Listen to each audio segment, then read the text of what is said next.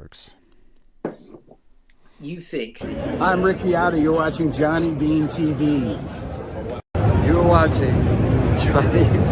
You're watching this motherfucker on wherever you're watching it. Just watch him. He's a legend. Awesome.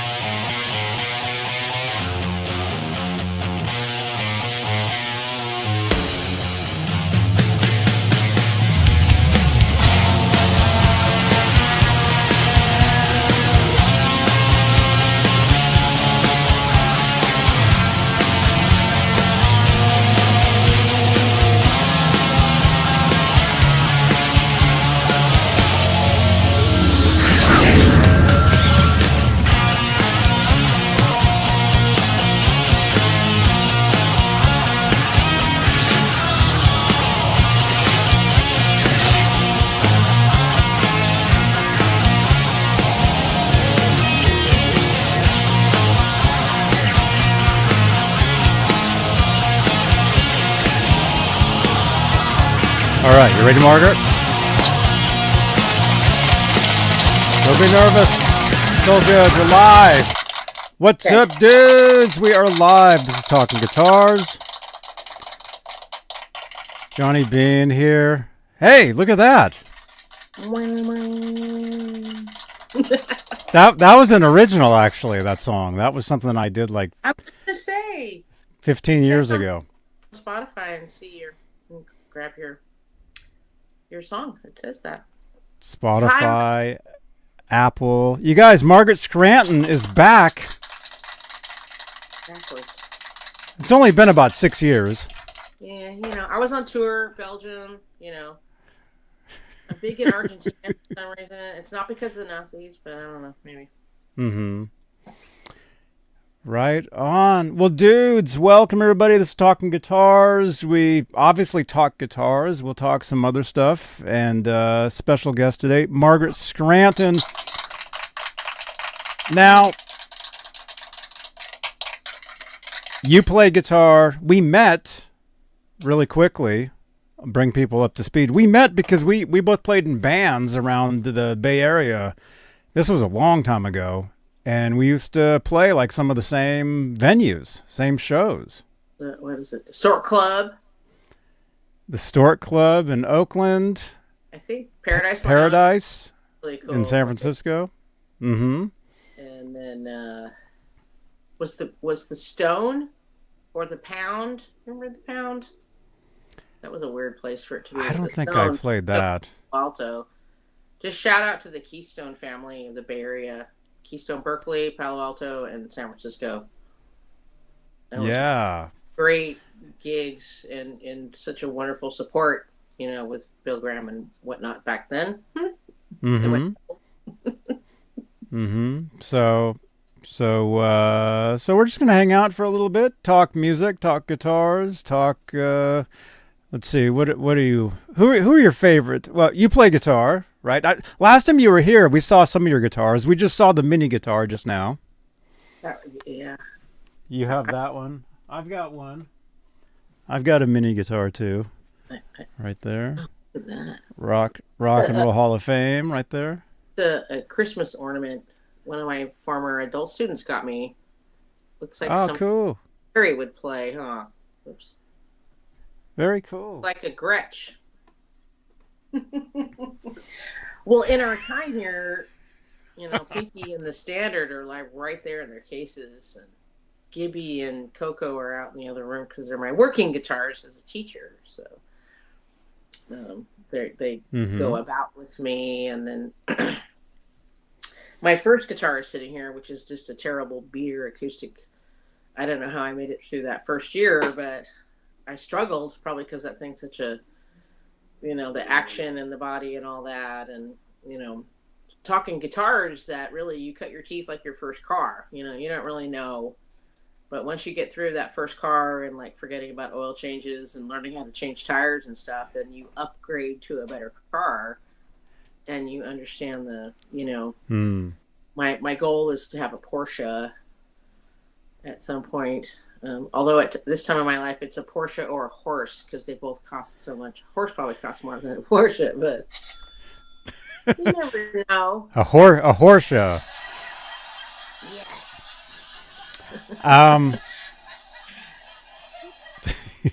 Hey, what's up, Mickey? Mickey's here. We got Janice here. Good to see you guys. Guys, We got some people here. California, if you're ever vacationing or what, Alameda is one of the most beautiful places to visit. Historical, you know, early 1800s founding, the Victorians. If you're into architecture, nice music scene. A lot of musicians live here, but that's where I get to live and work as a teacher. My own private studio, finally, after 20-something years of teaching. I'm in my own place, controlling, you know, scheduling and everything I can do for my students for their progress. And I share my passion. So should I just tell them? I'll just tell them this story. Anyway, Sure. listening to music and kind of going back into my roots, you know, where's my happiness, you know, kickstart motivation. I talk about these things with my students and I go, well, you know, my motivation in songwriting and, you know, maybe writing guitar solos or just writing songs for other people or, you know, really getting my habit back together. And so I was listening to Van Halen and Johnny was on, what was that? It's a Facebook. The group? For Van Halen. I've got a couple, yeah. Okay. Yeah. And they were commenting and I saw Johnny's name and it brought up Van Halen too. And I was like, you know what?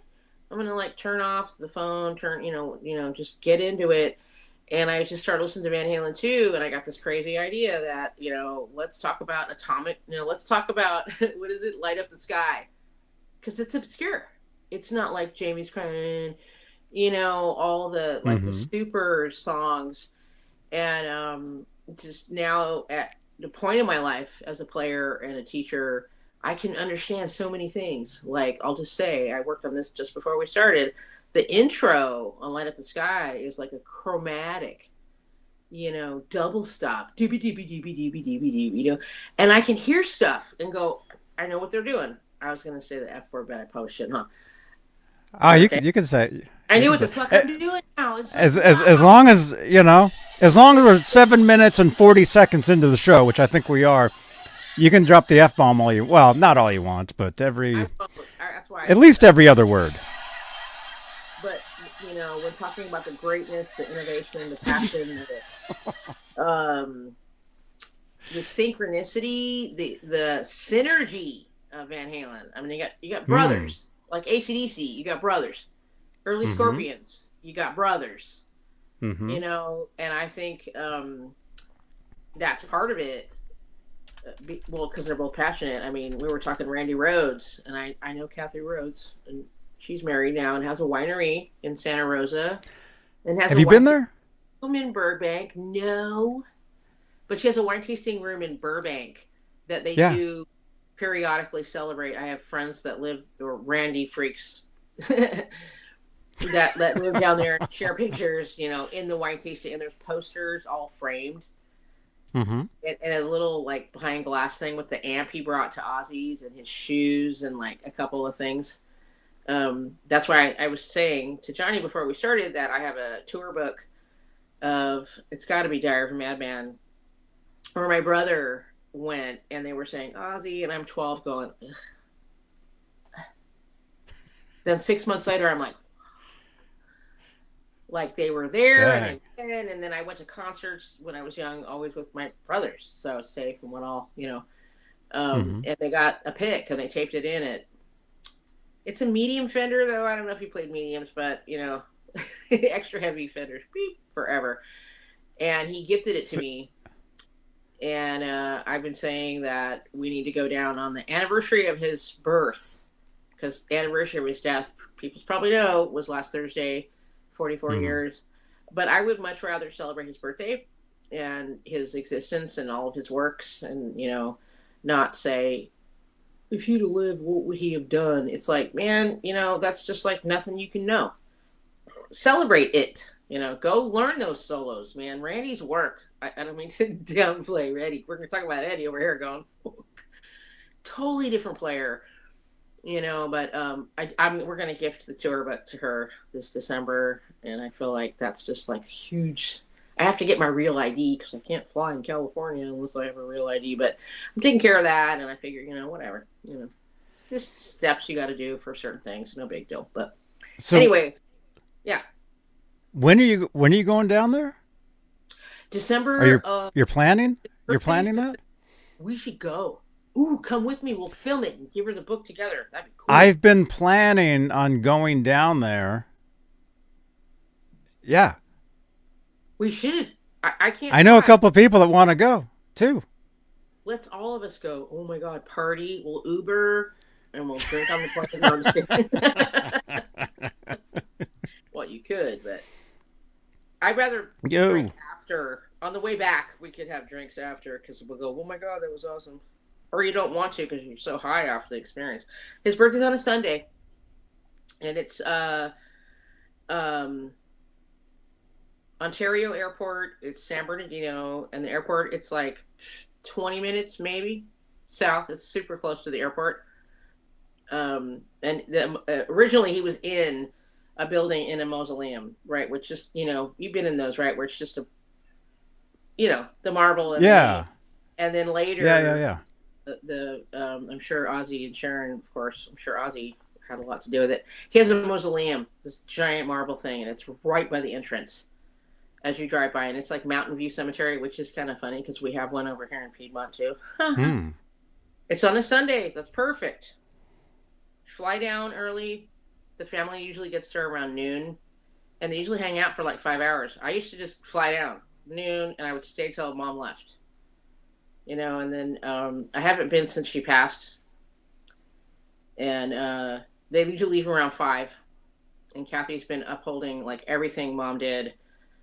Of course, I mean the sincerity and love is just to marvel. You know, for people to be that way about their families is like what we should try to be. And and I would fly back. I'd get a 7 o'clock, leave out here at 10, grab a 7, and then go back to Oakland at like 8:15. It's crazy. Don't drive. So you just go down for the day. You go down that morning, hang out, come back that night. Yeah. And then the whole thing. I've had friends I go, come with, and they go, let's go to Hollywood. Let's da-da-da-da. I go, no.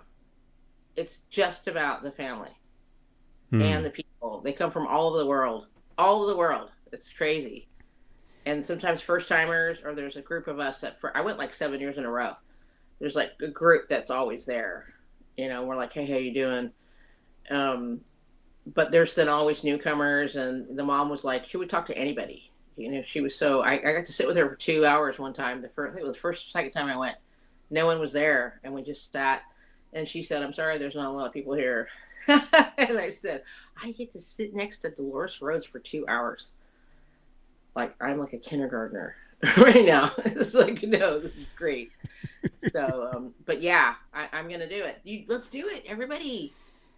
I mean, I'm in Alameda, so Oakland Airport's like super close.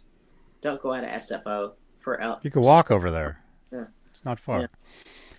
Yeah. So, in December, you said? December 6th.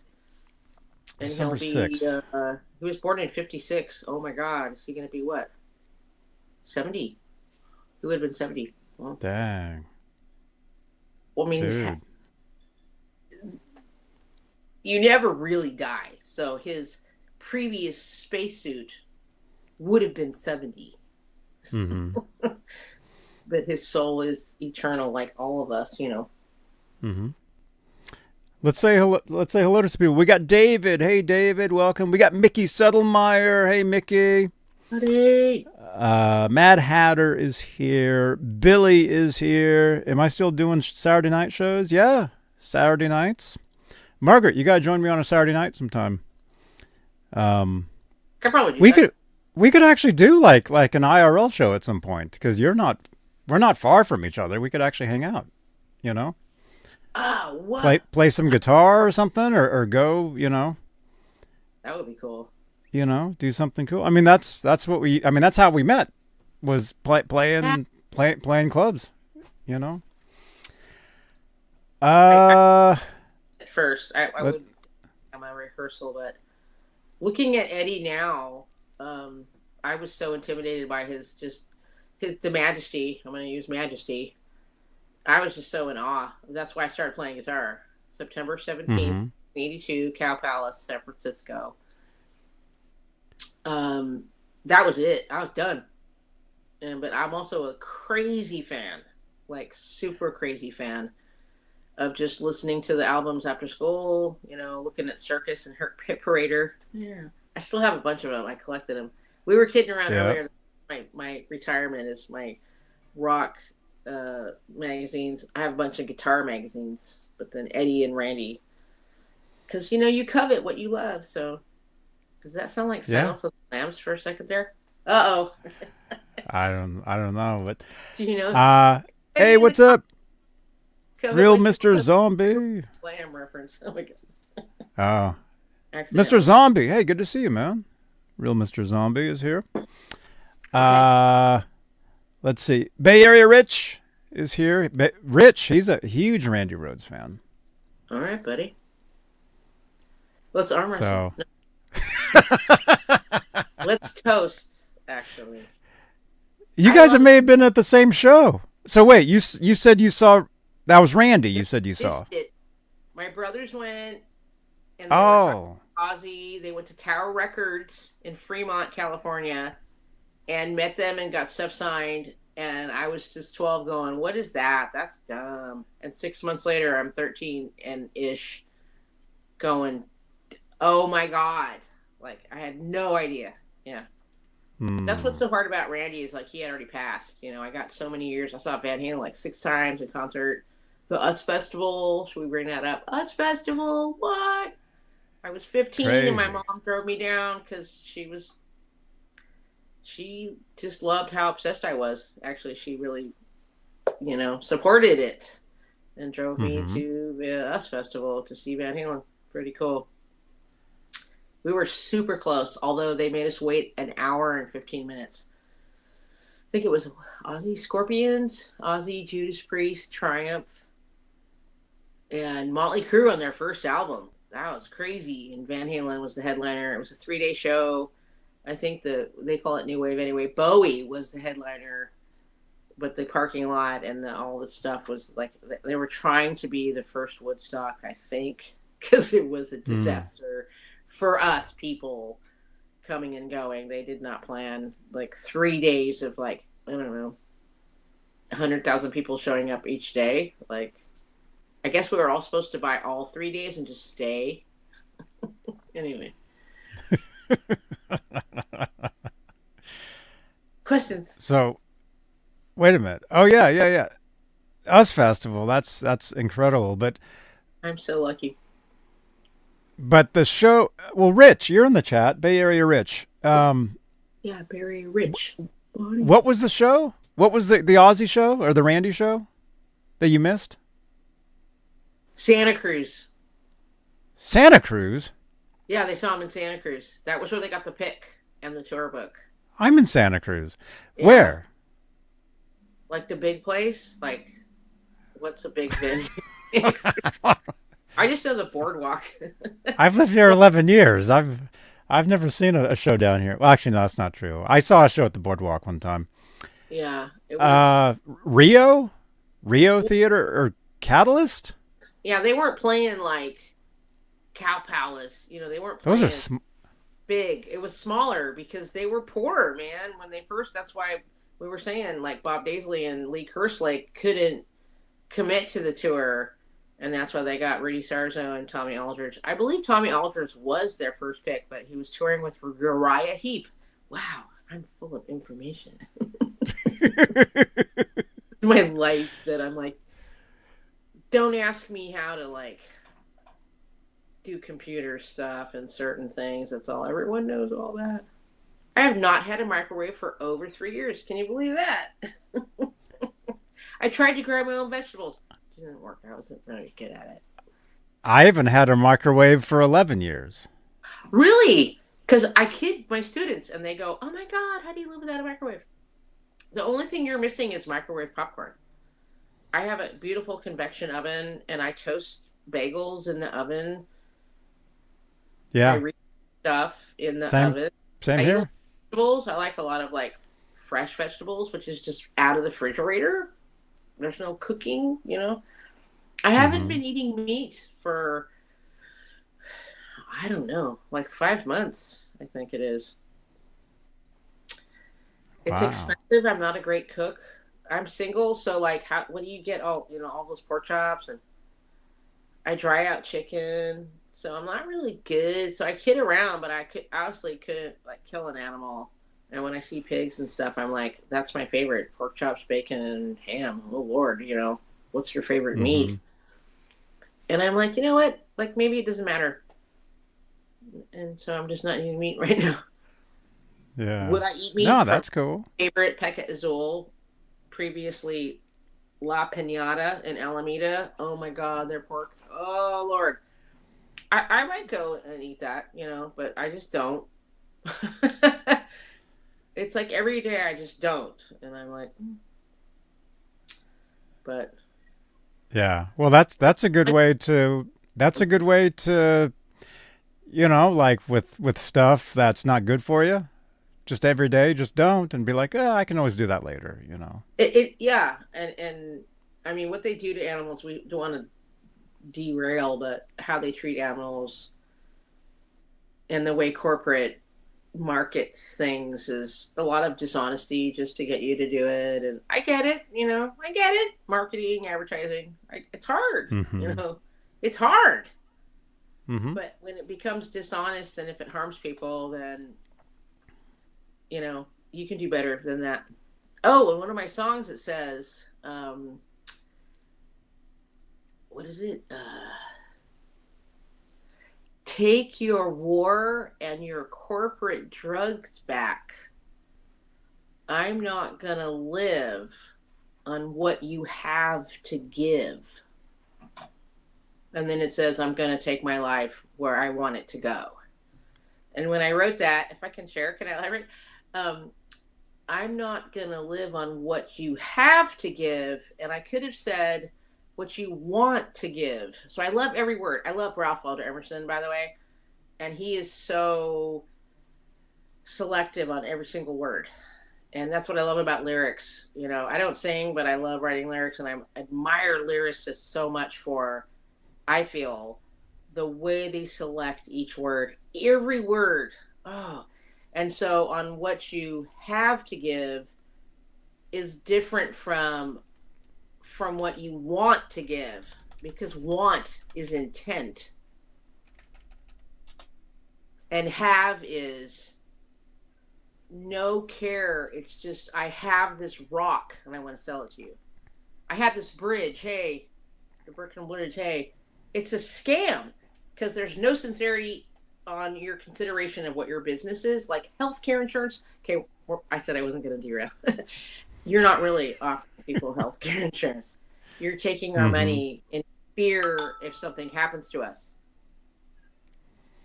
And then if we do need you, from my experience anyway, it's like really pulling teeth to get the money that you just need for what you paid for, sort of. But anyway, we're going to talk about that. I know I said I wasn't going to do that. That's not Hmm. political. Everyone, needs health care. Anyway, do you want me to start on my analyzation? Sure. Well, I was going to grab a link. What links do you want me to share of yours? Like what pages do you update? Oh, God. I'm on Reverb Nation. Hmm. I got like 4 new fans just today. I'm at like 1,040. Like, I'm not gigging. I just share music. But yeah, Reverb Nation. And it's just / Scranton. I named my band after myself, like Van Halen. Or Montrose Scranton. Dawkin, or, Scranton. Yeah. Does it come up? Let's see. I Uh-oh. found one. Margaret Scranton. Okay. I'm on Spotify and Apple Music, my first album, but that was like before. And then the second recording I did, album, was my band, not I had a bunch of friends come in and just work on this recording. It wasn't a band, but then I have Scranton, and on Reverb, it's both albums. Okay, cool. All right, yeah. So I've got some links, putting them in the chat. Okay. Let's see. Yeah, we got Reverb Nation. Let's see. There was some other. I had a band, and I had a bandmate that created like 9 profiles. And I'm like, I think it's more important to have like 1 or 2, maybe 3 that you really push, and are active on. And why would you have like 5 others that you may never even look at? I mean, people could see your name and try to find you somewhere else if you're not active on that profile. You know what I mean? But they're probably, with the internet the way it works, there's probably others that I don't even remember. It was like 9. It was crazy. So definitely Reverb. I post. I use that to promote my music. If anyone wants to know, Reverb Nation, you put your music on there. You can submit to licensing deals. You can submit for shows. You can submit for like management. Hey, look at me, manager guy. But I did that on Sunset Boulevard with my first album, and got ripped off for over $80,000 with promises and stuff. That's a fun story. Dang. I would say his name, but like he said, he was Sicilian at the time. He was a singer, in Hollywood. Hey, you're not failed if you didn't succeed. Succeed.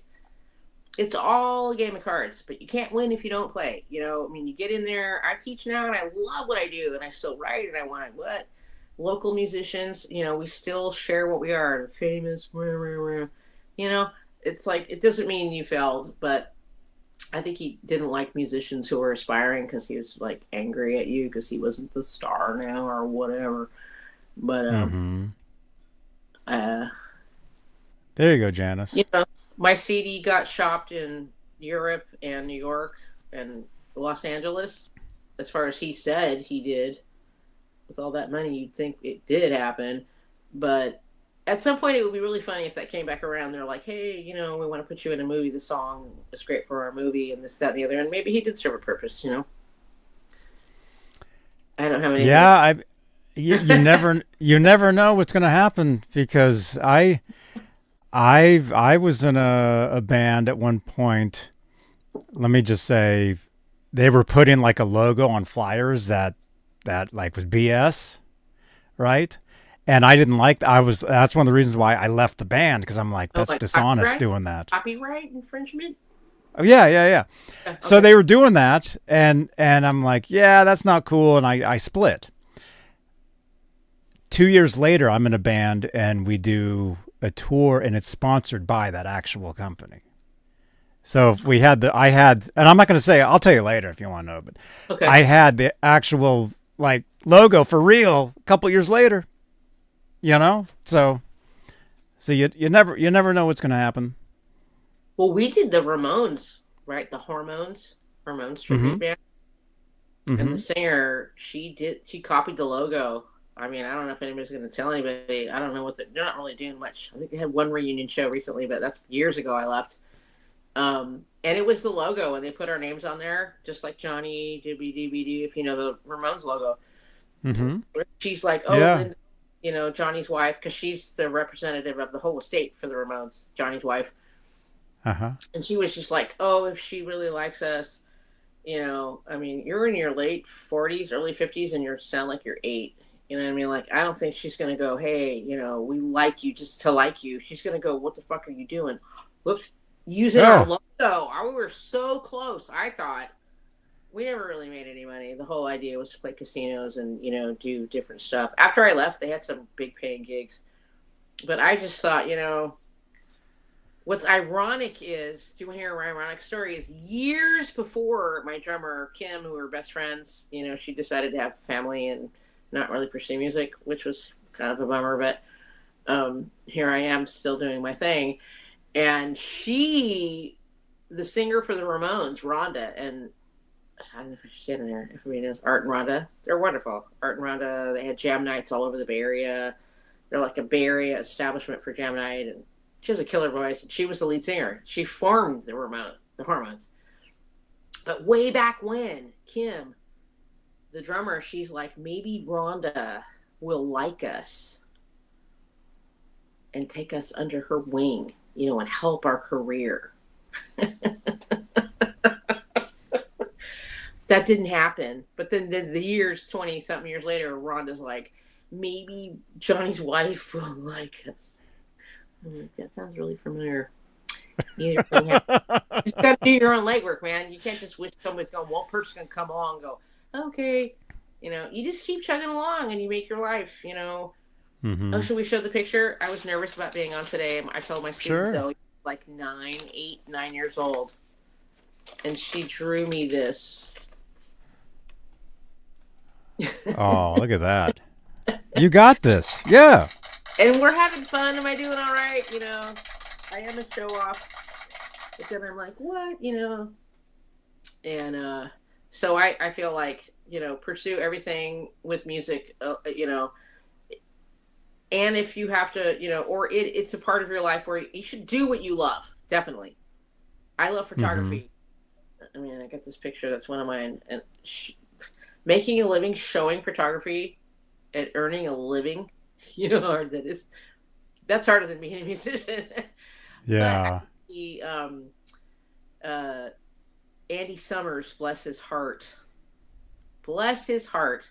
Music and photography oftentimes go together. I don't know if anybody out there, you're a musician and you love photography, but I've met quite a few people where Andy Summers of the Police, of course, after all these years I saw it, this is like years ago, but he had a showing in New York of his photography. Uh-huh. I'm like, dude's living my life. That was my life. Maybe I get, a killer husband and I have babies and I take them on tour with me and see the world history. The au pair shows them the Coliseum while I'm, getting ready for the show and all that stuff. And then I publish a book and have shows of my photography because I have a name. You need a name. Not always, every little blade of grass. Don't ever doubt that if I'm not, or I'm too old, what is it? Mother something. It was a gal. I can't remember the name. Hey, comments, people. Painter. Not Mother Hubbard. Why am I stuck on that? Not Mother Teresa. It's in that area. She was a farm wife for years. Started painting in her 70s. And then was renowned from from being 78 to 93. She had this career. God, somebody in the comments, look it up, Google it. I'm just blanking out on her name, but anyway, I'm like, you never know. You know what I mean? You're never out. It's not things. So, no, it's share what you love. Share what you love. I'm reading affirmation book. It's every day of the year, and it was like, just your goals aren't necessarily going the way. It's not that you're failed. It's that you reassess your goals. Boop boop. And then you go, okay, gotta try, man. You gotta try shit. You gotta go, hey, woo. Hey, that was a great idea. Fucking A, look at this. I'm talking to you people right now because I was crazy last week going, I should do this and tell Johnny we should do this. Today going, what the heck was I thinking? What am I going to say? And here I am having fun with you people. Or you change your mind, and, any experience is knowledge. But like, that's true. Hey, like I was saying to Johnny, I've been, make different changes in your life. And if things are not working, don't stay there, but don't think I'm a failure if I change my mind. No. You're succeeding as long as you're moving, really. There has to be change to succeed. There has to be change, because if you're doing something and it's not happening, you got to change, right? So then, there you go. But don't be afraid. Don't be afraid of change. Don't be afraid of succeeding. Don't be afraid of failure, because you're not, whatever it is that you do, as long as you're trying, as long as you're enjoying it.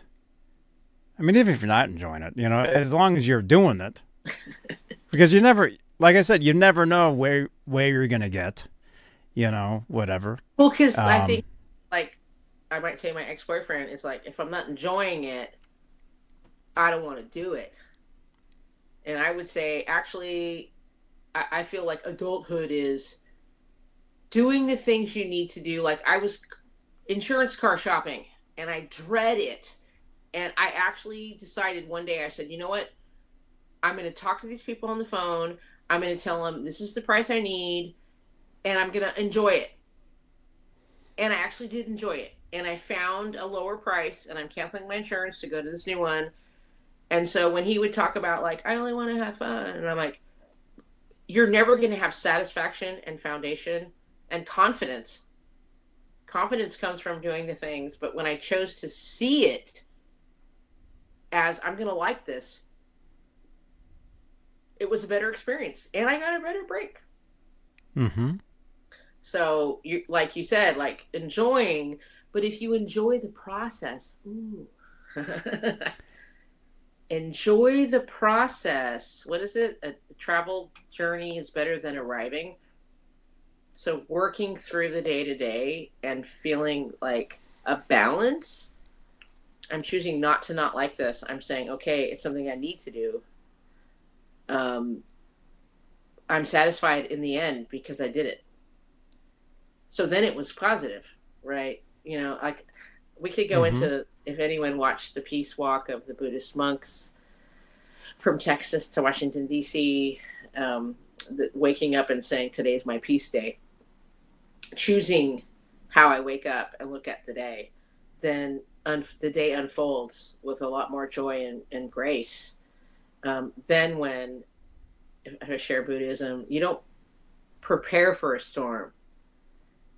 I mean, you don't prepare for a storm in the storm. You don't go, okay, I'm going to learn right now in the storm how to be. You prepare for the storm, so when it comes, you're like, all right. And you're still at peace. And life is up and down. It's night and day. It's hot and cold. There's 4 seasons. I was talking about this earlier. I'm sorry we're sidetracking, but, it's really right in front of us all the time. And I think because it's so subtly right in front of us all the time, we don't register it. But you can just take a couple minutes and go, hey, today's my peaceful day, and I have things I need to do. And I say with my students, I go, it's not a need. No, it's not have to. No, wait. Yeah. I don't have to do this. I want to do this. So from the first mind of approaching something is, I want to do this. And then you're going to tend to enjoy it. And then Thich Nhat Hanh said, mindfulness is every moment of what you're doing. And when you're doing the dishes, if you're not mindful, you're probably not washing the dishes very well. He was so playful. And that goes to practice, right? That's what I guess I wanted to bring that back with practice. Well, your mindset really is everything. Right. So, we're talking about guitars again still? Sorry. Sure. I do. I studied this for a very long time, and it's fun to share like what I've discovered. Maybe someone might say, we were talking about this earlier. Johnny and I prepped earlier. I practiced to see my light. I changed my light. I got my lighting better, and See? Yeah, it's all about plus, if you have good lighting, things look good, and I've been doing these shows for years and years and years. My lighting wasn't always like this. It was different, right? It came from lighting, and I after we finished, I moved my lamp because my ceiling light, anyway, that was just above, and I'm bouncing it off the wall like what you said you were doing. I practiced for like 10 minutes after we finished. I mean, I did have like an hour before I had to work, so. And then 2 students didn't show up. I only had 2 students. I'm supposed to have 5 students today, and only had 2. So, okay. Did I still get paid? Yes, but I would rather earn that. But um, so originally, or do you want to ask more questions? Because I'm so excited about talking about Light Up the Sky. We can talk about that. Yeah. Light Up You the Sky, Van Halen. to make a bathroom break, but so we can't listen to it here. The song? No. Right. Correct. And like thing, right? We can't. Okay. Yeah, because what'll happen, what can happen is the video can get blocked, or that's the worst is you get the stuff gets blocked. Well, and the song was never licensed anyway. It's like so obscure that would be flagged more, right? And anyway, it would come up because algorithms and what. So I don't want to mess with that. So I listened to this last week, and I did make a bunch of notes about the production, and Alex Van Halen ended up being like the star of. Dude, man. I mean, everybody. I love Edward. Could he just be on a street corner with a guitar by himself? Yes. Tapping, a tin can. Yeah, absolutely. But Alex and the breaks, the drum solo. So we're looking at Light Up the Sky, Van Halen 2, and then it starts to dawn on me, DOA and Out of Love, because it's Van Halen 2, right? So these are the edgy songs that didn't get on Van Halen 1. I feel like Van Halen 2 was all the songs that didn't get on 1. Because, they pick and choose record companies, producers, everybody does that. So I feel like these are kind of like the grumpy stray dogs. You know what I mean? That's what made it so cool, though. Well, and Bottoms Up. I thought Bottoms Up was on Women and Children. That's Take Your Whiskey Home. Oh my God, Bottoms Up, Take Your Whiskey Home. That's kind of the same. It is the next album. So probably Take Your Whiskey Home was supposed to be next to Bottoms Up, but it didn't make it till Women and Children. Take Your Whiskey Home was, I think they either demoed that or they used to play that before the first record. I think there's a demo of that. Because didn't the album Behind You, when Roth came back, from what I understand, there were quite a few songs that were from the early days that never got, like they were just side mirror, and then they, of course, after Diver Down, no offense, but it changed. I mean, it wasn't hungry from what I connected to, and I bless them I love Eddie. I would never have it, hey, taste what? All the Hagar years, all the Hagar fans out there, Hagar years, dude, was longer than the Roth years. What, 77 to 85, if you want to say after the tour, versus Hagar, it's like over 20, and if anybody ever watched the first Twister, because I don't like sequels or remakes, the credits, does anybody, we should ask them in the comments, in the credits, which are super long because of all the special effects, right? The credits are forever long. It's Eddie. It's an instrumental. Do you know that? The instrumental at the end of it's incredible. So I watched the entire credits of Twister because it's Eddie doing an instrumental with these crazy dives, and it's just like whales talking to each other. That's actually Eddie and Alex. That's Alex playing piano on that, the keyboard. It's called Respect the Wind. There's a song. Is it at the end?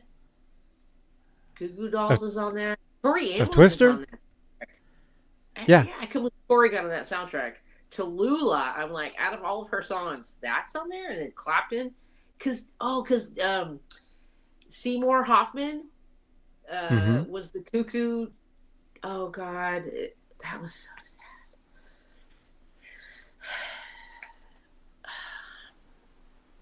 That was hard. Like that.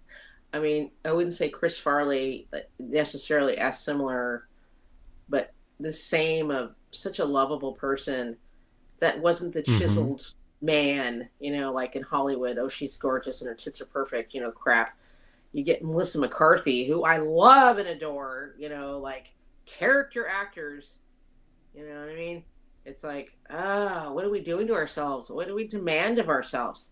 And society relates to that. I'm supposed to be what? But Philip was just, and the music. He was all about the music on the Winnebago. That was him. His character in the movie was all about the music. And that, although the guy in the station wagon, who was more of an older scientist, played the William Tell Overture. Any Twister fans out there? I saw it in the theater. I'm a movie, like, my DVD of Twister will restart itself. Because I have a dog who, if I'm gone, I put the ones that restart, so he has movie playing all the time. Currently, I have Caddyshack. Caddyshack. Yep. And I didn't realize it, but it restarts itself. So I'll be in and out of the room if I'm doing what or I'm what, and it's a different part. I mean, Caddyshack and Animal House, like, honestly, if you were born, late 60s, early 70s, I mean, Caddyshack and Animal House are kind of staples of your life, really, aren't they? Mm-hmm. I don't know. I'm weird, but I love movie trivia. I'm like, yeah, I'm a trivia. What?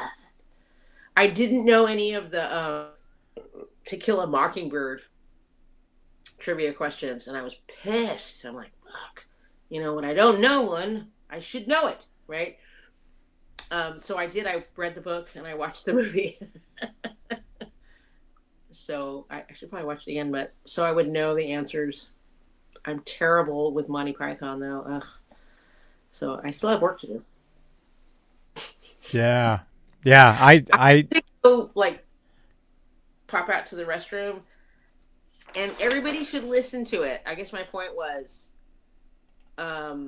we can't listen to it here, but if everybody, like, pauses, it's 3 minutes and 24 seconds long.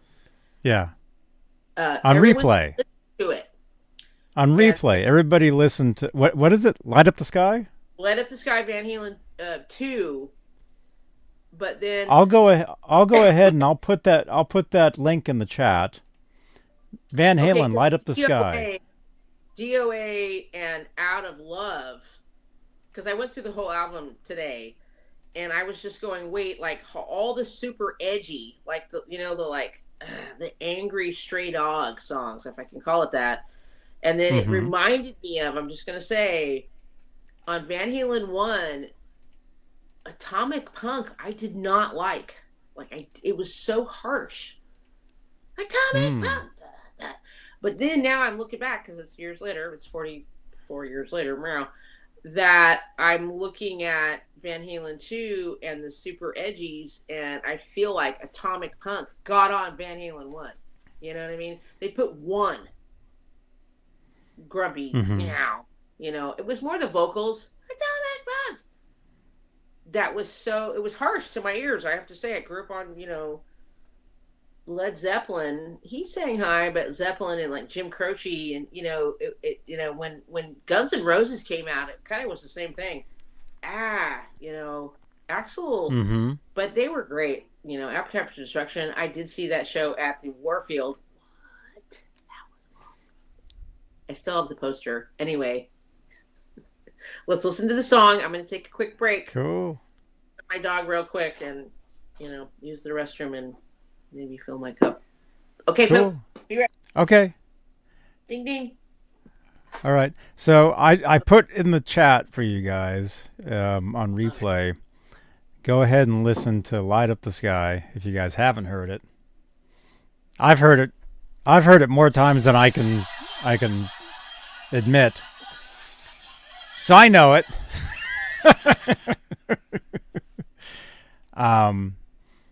But listen to that. Pause the video on replay.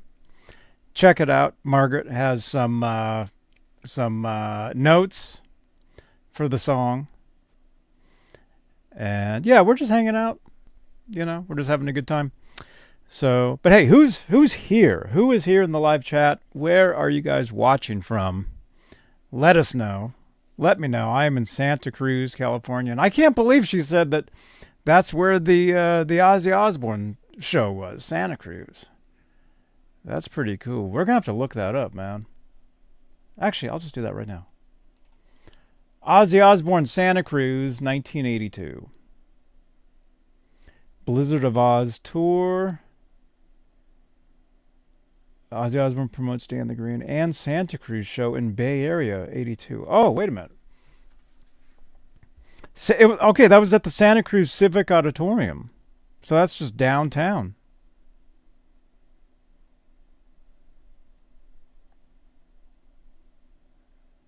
That's what it looks like. Hey, Mad Hatter. Watching from northern Vermont. Right on, man. Is it cold there? It's pretty nice here. So, yeah, my phone keeps going off like crazy. You guys know I run a Van Halen group on Facebook. I talk about this every day. Exclusively Van Halen. It's the group. You guys want to join us over there. But we're just growing, and there's so many new people over there. So I'm getting nothing but alerts of people like posting, wanting to put. I'm having to approve people. It's like nonstop. So if you guys keep hearing my phone going off, that's what that is.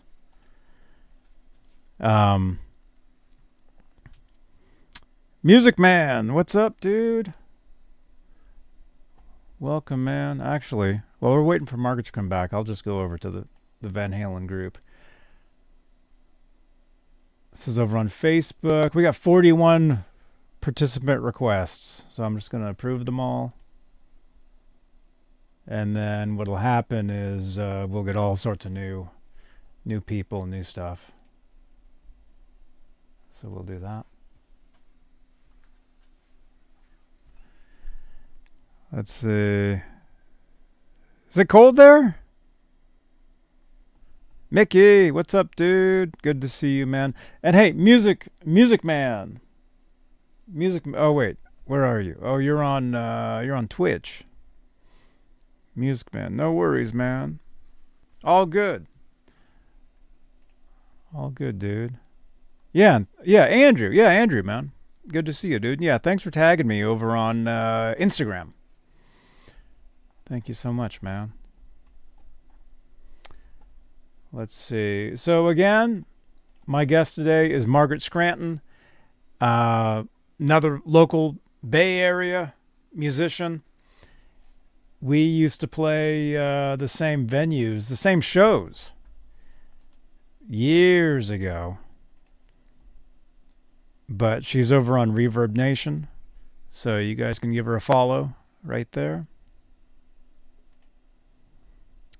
There you are.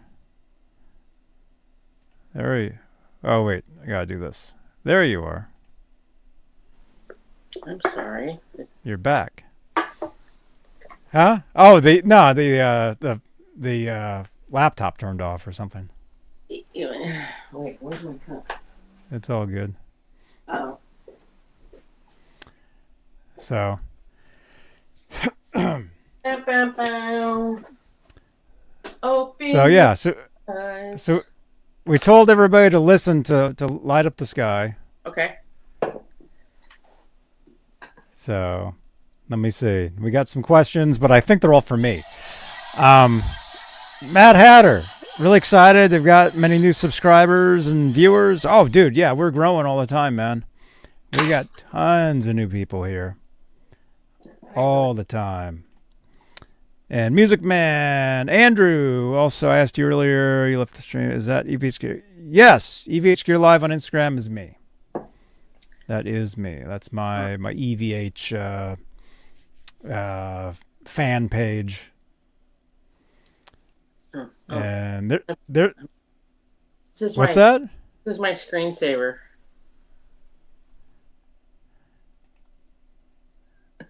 Is that Randy? Yeah. Randy Rhoads, yep. Oh, cool. I had a student ask me, were you there? You took that picture? I'm like, That picture to me was what I wanted to be when I grew up. Mm-hmm. I still, I feel like I did in a way, but like I want to play for 10,000 people. That'd be cool. Mm-hmm. That'd be cool. That would be awesome. Anyway.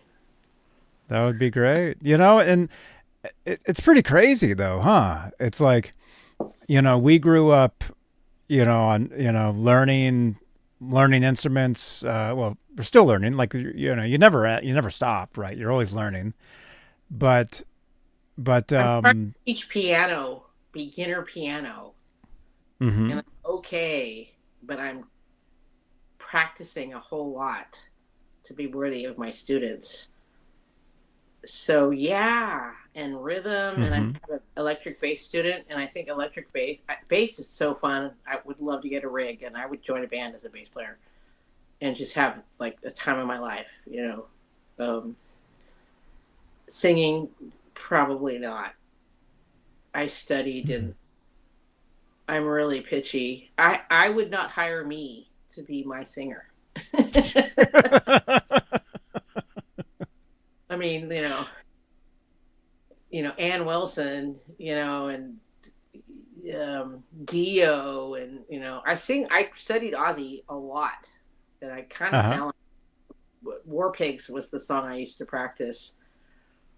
And the last band I was in, I was like, we should do, it's cover band, and I'm like, we should do Sabbath, like, because I know it like the back of my hand. It's in my soul, it's my blood and shit. And the drummer, like, not Ozzy though. Not an Ozzy song. We're talking about Black Sabbath. I mean, I love Dio and his career and his commitment and his sincerity to our tribe. He was a tribal leader of rock and roll. Beautiful person. But, hence why I eventually left that band, because I'm like, you know what? You got any shots against Ozzy Osbourne? Like, well, you're not in my circle. Yeah. It's okay. I don't hold it against you, but you're not in my circle. That's all. We all have our circle, right? That's right. Hey, we got a question for you. Music Man. What, I don't know if you then? can see this. Over on Twitch, it says, Margaret, is that a Schoolhouse Rock t-shirt? That's so awesome. I like that show. Where did you get it? T-Public, T-E-E Public. It's a website, and they have artists of all kinds. They have TV shows. I have a Regal Beagle. If anybody knows what the Regal Beagle is, I have a Regal Beagle. I almost wore it, but I thought, well, Schoolhouse Rock would be better. And movies and just artists of all kind. And I'm going to pitch them right now. They're doing 35% off. So like all the shirts are $16. So when you go on there, you're like, $16. You buy 4.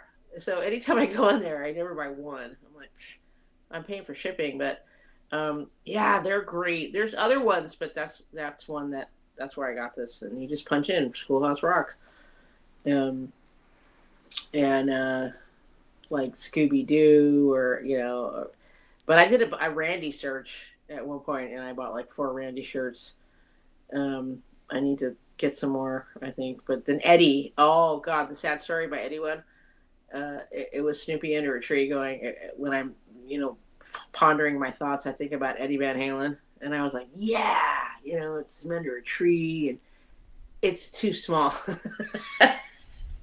I ordered the wrong size.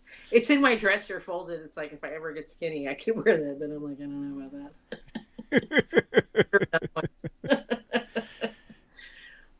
And then I had a Fair Warning album. It was on there. Fair Warning, because after we talked earlier about when Eddie passed, I have old Fair Warning, like with the jersey. Uh-huh. God, I don't know where it is. A Polaroid of me. I made a Diver Down cake for my birthday with the, and the V8. Oh, cool. Dude, did all the logos back in the day. Whatever happened to logos? On your, Peachy folder, you drew all the logos. I have 2 folders from my senior year I kept because they were so awesome. And it's me with my, I think it's Van Halen 2, but I didn't go to that concert. I was too young. Van Halen 2, jersey, black sleeves, holding my diaper down. I was really cute. I didn't realize that till later. I'm like, darn it. I was a cutie. Come on, then. I guess because I was a tomboy, kind of like, I like to drive cars and play guitars, meow, but I like to bake cookies and be cute, too, come on. Mm-hmm. Be all you can be, people. Yeah. That's right. That's right, dudes. Mad Hatter, have a good night, dude. Music Man's asking, is there a Queen shirt? Shall I go get it? No, it's dirty. It's in my bathroom. Yeah, you have one. Oh, you have one. Crown. It's just the crown, and it says Queen. And you pick cool. any color you want it to be on, too. You get to pick, like, blue. This got accidentally dyed because of a shirt I washed it with. It's kind of a periwinkle now. Everything I washed, it ruined all my blue shirts. Yeah. I think I would know that by now. But that shirt bleeds in the wash. But yeah, Queen. God, there's tons. They have more catalog of variety than Ultimate Guitar. If anyone gets that, because Ultimate Guitar has been around for so long. I mean, the catalog of any song you want to learn is on Ultimate Guitar. But although sometimes it's not correct, but. The fretboard is a plethora of possibilities. If anyone wants to talk about guitar, that there really is no one way. There's so many ways. Inversions. We do inversions with chords by nature because the guitar is a compressed piano. But we have 3.5 octaves, So you can play chords in multiple octaves, and just beware that a lot of charts and published books will give you one way. It's usually a full bar chord, so just beware. Most people don't. When the pros don't play full bar chords, and we can talk about Eddie, because on electric guitar, you don't play full chords, ever, really. You're playing the top 3, middle 3, or you're doing power chords. We have low, middle, high. And now that I pursued it to help my students know that they don't have to be stuck with, like, especially B flat. How they show you B flat is like, don't even try. No one does it. It's ridiculous. Why do they tell us that? But I'm driven to expose what you can do and find your ways through the town, and that's the way, and the shortcut through that. And playing a song exactly like someone, if you're really driven to do that, okay, I'm not. Everything you do in your life really is 25% creativity and curiosity. And we were talking about you find your way or you change your mind, and it's like, so you're never put up against. And a lot of guitar students feel like, I'll never be that good, or I'm not good enough, or I can't do what they're telling me. I don't understand. And I'm like, really, you learn to run the fretboard. You understand your instrument. So when I went, okay, the tuning, I studied for, I don't even know how long. It's been about 4 years now. The guitar is designed on music theory. It is an example of the circle of fourths and fifths in its tuning itself. And then capo and movable triads and movable chords, it's amazing. Guitar is an amazing thing, but I didn't know that for a long time. Like, no one ever talked about it. Like, they don't, and I want to open the door to, like, how amazing the fretboard is. You know what I mean? And it's not a visual. It's not visual.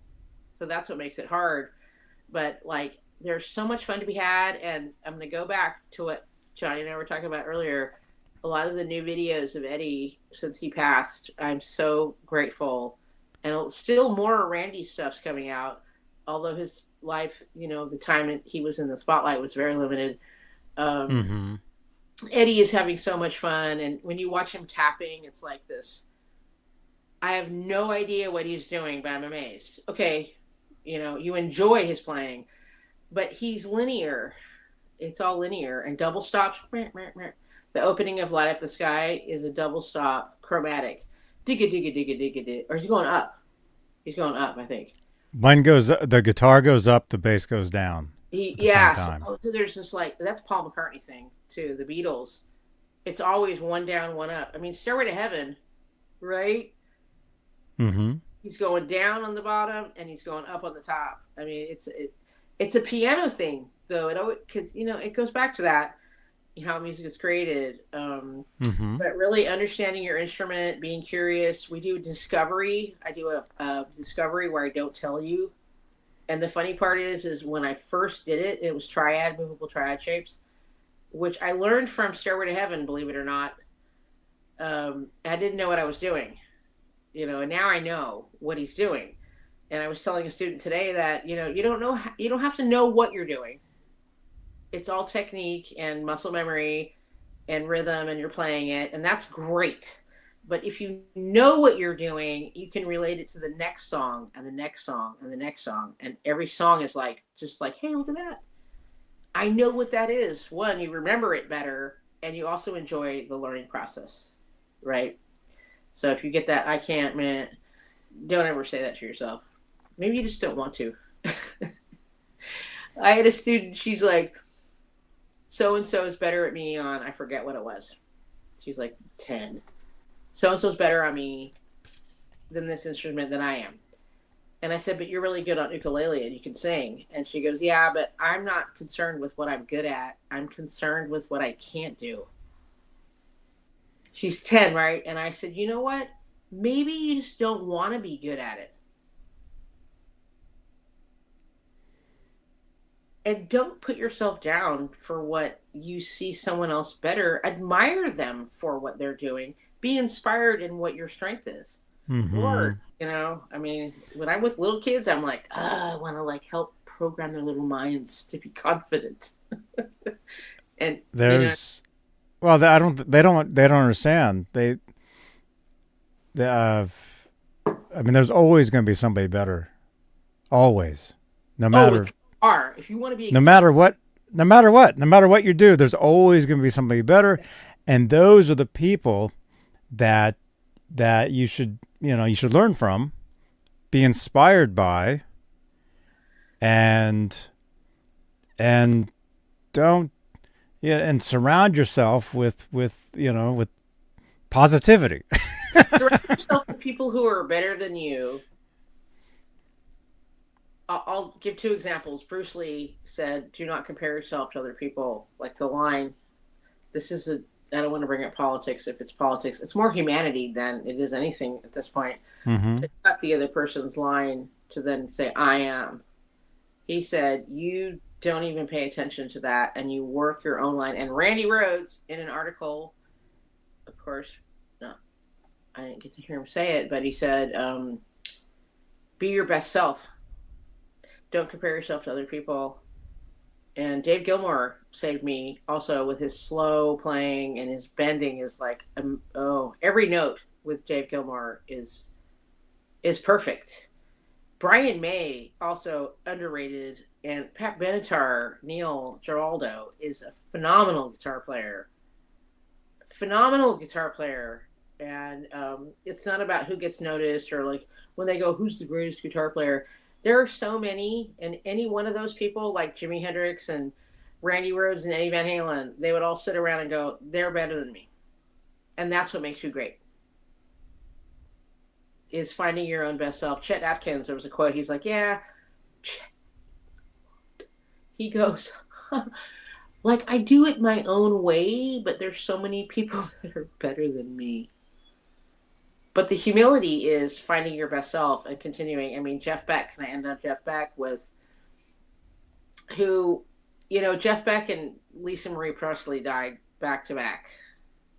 I don't remember that, but those were two people that I it sounds crazy, like I'm a nobody, but they were two people that I wanted to work with professionally. Like, I just would love to be Lisa's guitar player and write an album with her. And Jeff would call me from Black Hawk, because he's got a house out here in Black Hawk, and it's just over the hill and all. And I'd be like, someone's like, hey, Jeff heard about you, wants to come out. Really?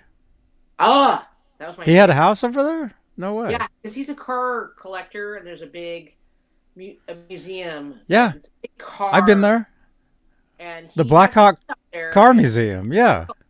His cars are probably there. And so, I don't know, being an Englishman and all and touring and whatnot, how often he was there living. But from what I understand, he had a house and lived in Blackhawk. And I was like, dude's got to find out my No name. way. And go, Margaret, we want you to come up to hang out with Jeff. I'm like, fuck. Because after he passed, I know. You know what? If he called me up, I'd probably go out there and blow his mind just because I'd be so goddamn inspired that he asked me to. Things would come out of me. I'd be like, I don't even know how I did that.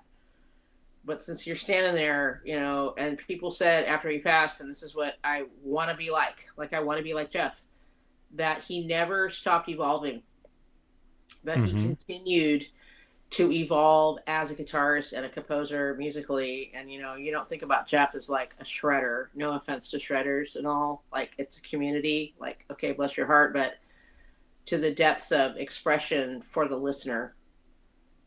I care about you, listener. I'm handing you this. I want to be. That's the kind of guitar player I want to be. The kind of writer I want to be. Is that it's always feeding people for what they need or what they don't realize they need. Which is often, as a parent, if you think about, I'm a mom, but I don't have any biological children. I feel like it is, I need you to have what is best for you, what will care for you, what will stimulate you, what will motivate you, and I feel as an artist that's important. Although I met there was a piano teacher. He's like, I said, artists have moral obligation. And those are my heroes.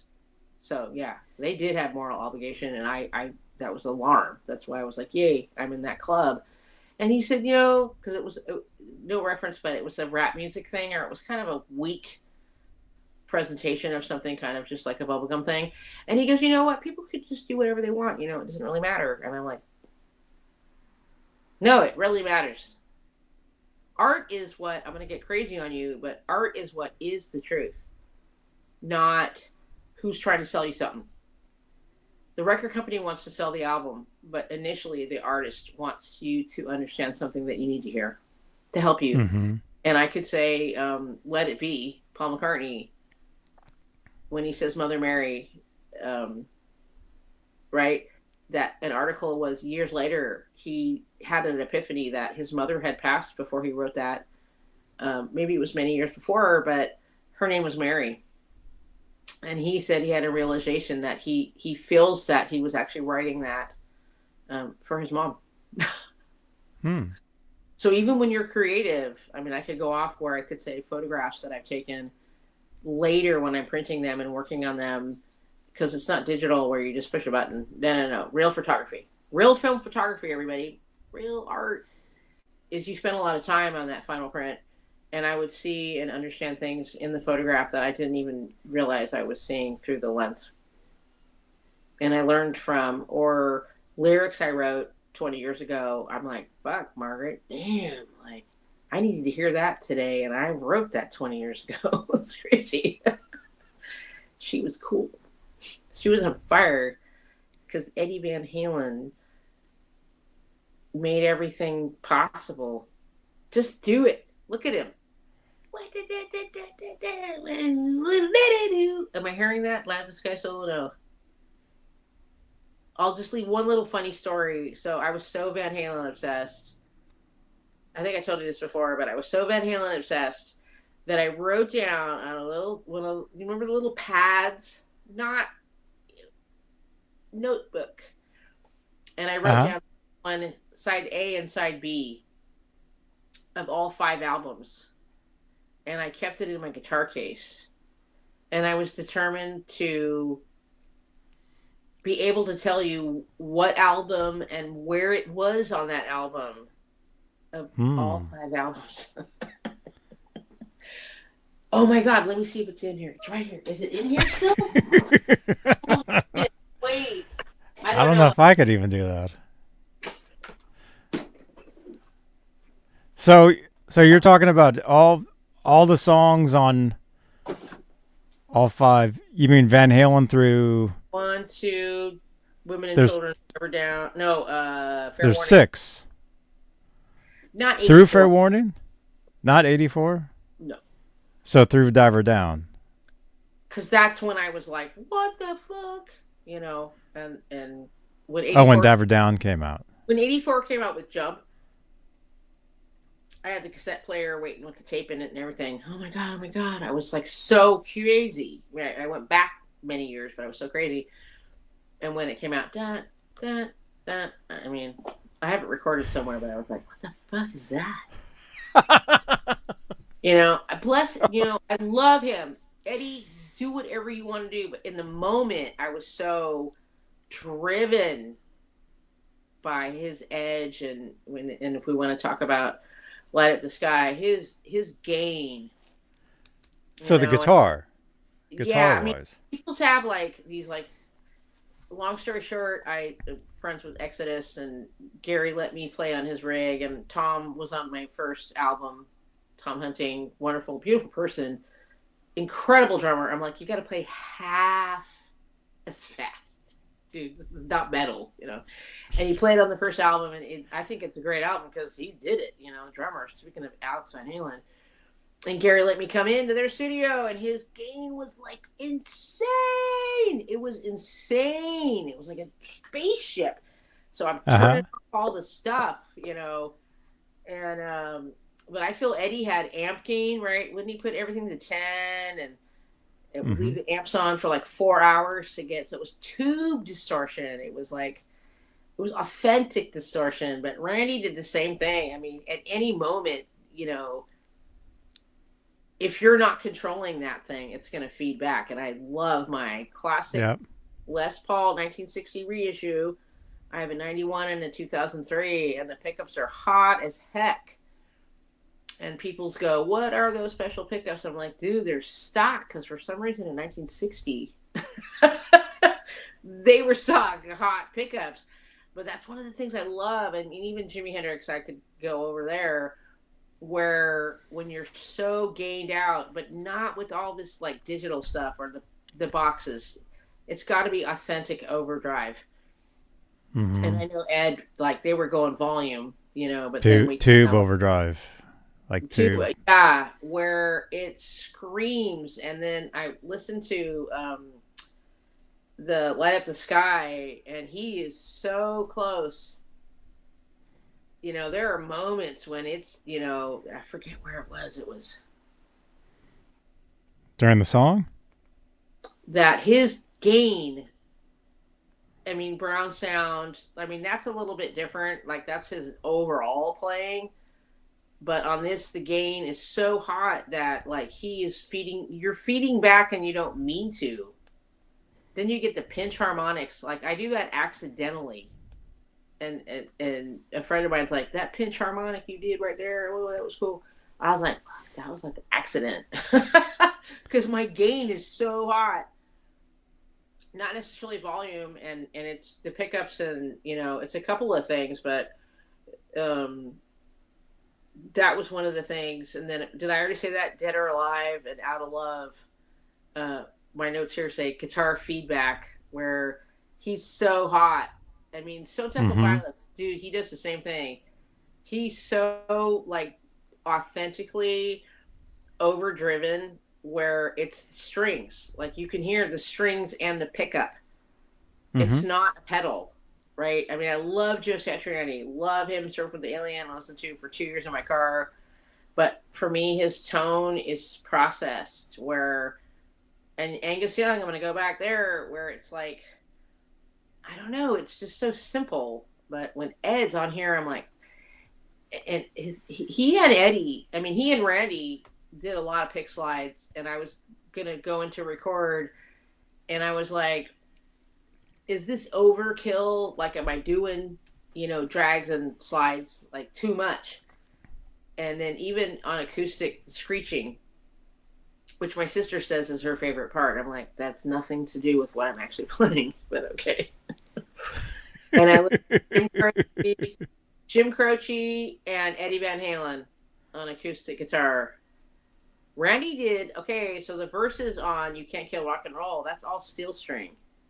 And Edward, this is my research I did earlier, and he does Spanish Fly, that's a nylon acoustic guitar. Mm-hmm. I mean, how good are you? How much fun did he have? And how many times did he play that on the back of a bus? And that's why I tell students, they go, oh, whoa. I go, you know how many times? We're doing Thunderstruck with one of my, he's 10, he's so close to getting an electric guitar, and the parents are like, well, I'm like, just do it already. Just let him have it. And it's alternate picking. So it always comes down to technique. If they can do it, you can do it. But they have a technique. It's a trick. It's like a magician. Like, you just don't pull a rabbit out of a hat. Like, why can't I do it? It's a trick, you know? And anyway, you know, also people say acoustic or electric, or, you know, what do you, because they don't necessarily know. I'm like, Jimmy Page, you know, incredible acoustic guitar player, incredible electric guitar player, you know, created a foundation, although was very inspired by, let's say, George Harrison. We have to go back to the two godfathers of lead guitar, George Harrison and Chuck Berry. Mm-hmm. I mean, it was innovative, and they were just having fun. You know, they weren't saying, I'm going to be, you know what I mean? But they gave us so much. Harrison is underrated, really, as a guitar player. I mean, Paul McCartney and John Lennon are excellent guitar players. Paul McCartney's an excellent guitar player. Like, yep. Wow. What was it we were doing? It wasn't Blackbird. It was another song. It's really fast. I mean, Paul, like, he's the bass player. But yeah, Paul McCartney, thank God we still have Paul. Let's get Paul on the show. Hey, if you know anybody, yeah. We could try. But I will. Oh, my joke is I will make any phone call, because I do call the capital of our country, and I say wonderful things to people who I think are doing a great job, and I say, "What the hell are you doing?" I do not swear. Mm-hmm. I do not threaten anybody, but 202-224-3121, if you'd like to call the capital of our country and ask for any congressperson or representative to say thank you, or to say why do they want to push the SAVE Act and all that. But I said I wasn't going to say anything. Our journey is one of many days. I know we said an hour and a half, but... So let me just follow up. So I was saying that one of the things that what I wanted to talk about was that I feel that Van Halen 2 had more heavy songs. And that, I think I brought this up, that Atomic Punk was like the one that they let slip in. I feel they put out an album every year, which is unheard of today. Mm-hmm. And with CDs, you can have however many you want, which I think is not a good idea. The limit of how large a 33 LP is why the songs were as long, and why Wish You Were Here only has 2 songs. And one of them is Wish You Were Here 1 and Wish You Were Here 2. I mean, seriously, Wish You Were Here. Who puts out an album with 3 songs? It's amazing, though, the limitation on art. Limits, okay, people, one more thing. Limits are your friend, because you have to work with what you've got. You make things. You're creative. You're resourceful. What is it? Is the mother of invention? What's that saying? Prosperity is the mother of invention. No, ingenuity is the mother of invention. Oh, somebody comment that. I don't know the quote. And I feel that that's what brings greatness. So don't ever just wish you had everything you needed, because the joke is, if you had everything you needed and we had all the money we all needed, we have art, we would just say, let AI do it, because I'm good.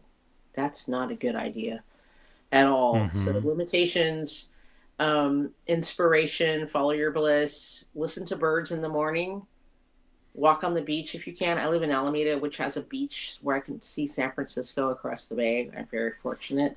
Mm-hmm. I can Pacifica or Half Moon Bay, which is maybe 45 minutes for me. My father loved the beach because he grew up in Nebraska. Oh, there you go. Is that why you live in Santa Cruz? Because of the beach?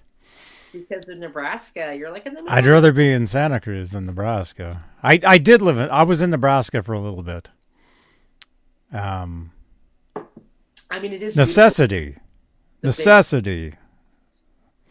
In the chat. 100 in the chat is saying necessity was the word. Necessity is the mother of invention. Thank you, people. But also, I know we did say about an hour and a half, so we got 5 more minutes, and you can always come back. You can always come back. The dog has to go out at like 9, and I should probably eat. Yeah, I've got dinner coming up. I do a lot of smoothies. I do smoothies and different like vegetable and fruit smoothies and trying to be healthy. Those are good. And I live in California, but I don't think I've ever had avocado toast. Because there's like a dig on people in California and avocado toast. It sounds good. I don't think I've ever had it. I've never had it, but I'm willing to try, That's the thing too. Don't have limits, well, depending, but stay positive. Don't think, oh, I have everything, because there's always somebody better than you, right? There's always somebody that can do whatever you're doing better. So, but be inspired by that, learn from that, and always try to do better. Whether it's playing the guitar or making a song or cleaning doing this, house. Cleaning your house. There's only so many trails you can make in your room. Like well, right now, this office is. My room's a mess, actually. You don't even know. I have my mother is in memory care, and I have her 1,500 DVD collection. It's a long story that she was really, didn't want to not have her stuff that she lived for. So, because I'm the youngest, I'm the favorite because I'm the sweetest one. I mean, come on, really. I'm dedicated to preserving her legacy and everything. So yeah, half this room is in tubs of DVDs, and I have at least 600 DVDs that I don't have television. Who pays for cable? God, don't pay for cable. No microwaves, because I mean, I can't afford it. I'd rather have food and, savings and go out to dinner once in a while. Wait, what was my one more thing? Oh, did we all listen to the Van Halen? We listened to Light Up the Sky because the drum breaks. There's a drum solo. Alex Van Halen utilizes cowbell. He does the stew like nobody. I bet Alex Van Halen makes a great stew. I would love to go to one of his dinners. I bet he makes stew. That's a joke, but seriously. The drum breaks, the dynamics after the drum solo. My last drummer, who unfortunately passed away from cancer, but I got to tell him he made me a better guitar player because he would bring up and bring down and he would control. And I just worked off of him. Right hand. I mean, my right hand says, it's because of Alvin. Because my hands are smarter than me. I can't take responsibility for what my hands could do. And it does this dynamic thing, and then Ed's doing this Chet Atkins thing, which later in the Hagar years, he does a lot more, like country Chet and stuff, which when Brad Paisley said at one point, oh my God, I love Eddie Van Halen, and I'm like, because he's doing a little bit of that country stuff.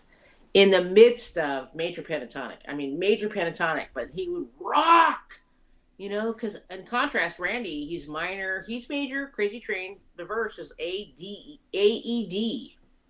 Crazy. It's like, how major can you be to play an A? That's the most major-ish. And he could dive into, but his diminished, right, his harmonic minor, his classical background, right, in and out of minor pentatonic and natural minor. Ed just shined on the major side, but he rocked the shit out of it. Mm-hmm. And his attitude, his freedom, I feel Angus Young has a certain freedom. So that's why we're talking about our playing or our life path is it's not all about planning and it's not about execution and is it working or isn't it working? Like, what's my stock today? Your life is every day of the freedom of being a butterfly and getting your dishes done. It's the balance. Well, it's yin and yang. I don't want. That's probably should end with that.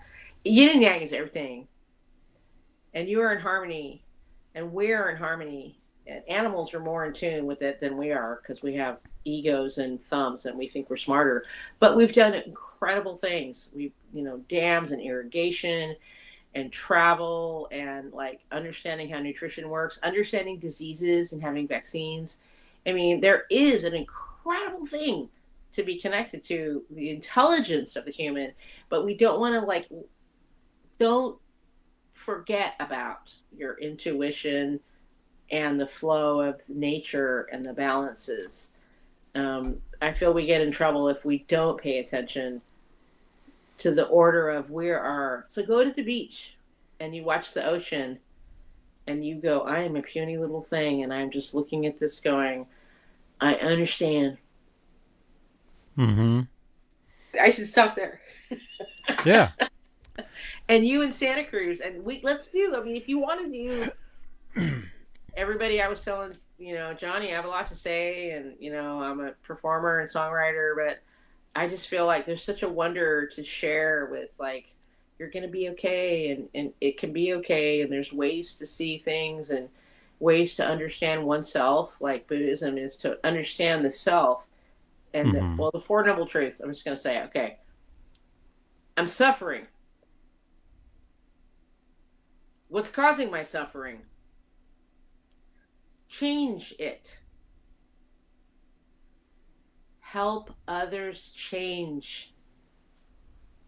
That's pretty much the foundation of Buddhism and compassion and patience. And that goes to your own self because the work is within yourself to best help others.